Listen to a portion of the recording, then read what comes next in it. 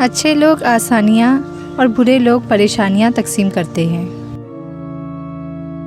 پتھر سے کسی نے کہا آؤ انسان بن جاؤ۔ پتھر نے جواب دیا نہیں، ابھی میرے اندر وہ سختی پیدا نہیں ہوئی۔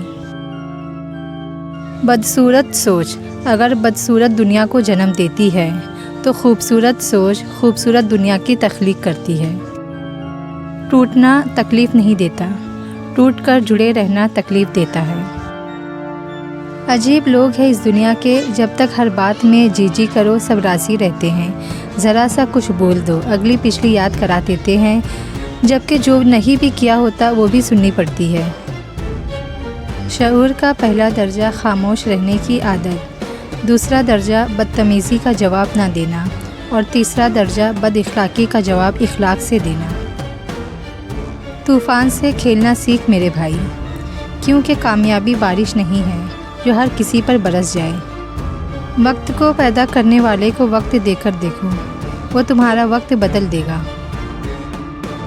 ہمارا تعلق ایسے معاشرے سے ہے جہاں اختلاف رکھو تو بدتمیزی، سچ بولو تو بے ادبی، چپ رہو تو منافقت، حقائق بتاؤ تو ناراضگی۔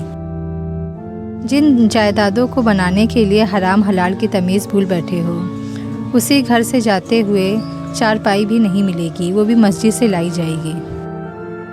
یہ دنیا بھی کتنی عجیب ہے، ایماندار کو بے وقوف، بے ایمان کو عقل مند اور بے حیا کو خوبصورت کہتی ہے۔ زندگی میں ہر کمی پوری ہو جاتی ہے، لیکن جو کمی پوری نہیں ہوتی وہ باپ کی کمی۔ بعض عورتوں کو کفن کے ذریعے ہی پردہ کرایا جاتا ہے، زندگی میں وہ پردہ نہیں کرتی۔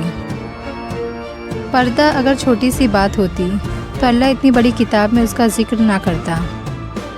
اگر بات ضروری ہو تو انسان کو بھول جاؤ، اگر انسان ضروری ہو تو بات کو بھول جاؤ۔ ایسے لوگوں سے کنارہ کیجیے جن کی گفتگو کا موضوع دوسروں کی ذات ہو، جب آپ وہاں سے اٹھیں گے اگلا ہدف آپ ہوں گے۔ افواہیں حاسدوں کی جانب سے شروع ہوتی ہے، کم فہم انہیں سچ مان لیتے ہیں اور کم عقل انہیں پھیلا دیتے ہیں۔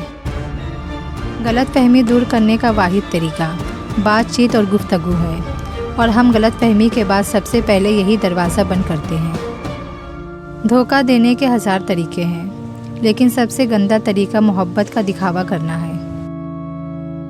دنیا ایسے لوگوں سے بھری پڑی ہے جو دوسروں کو آگے بڑھنے سے روکتے ہیں۔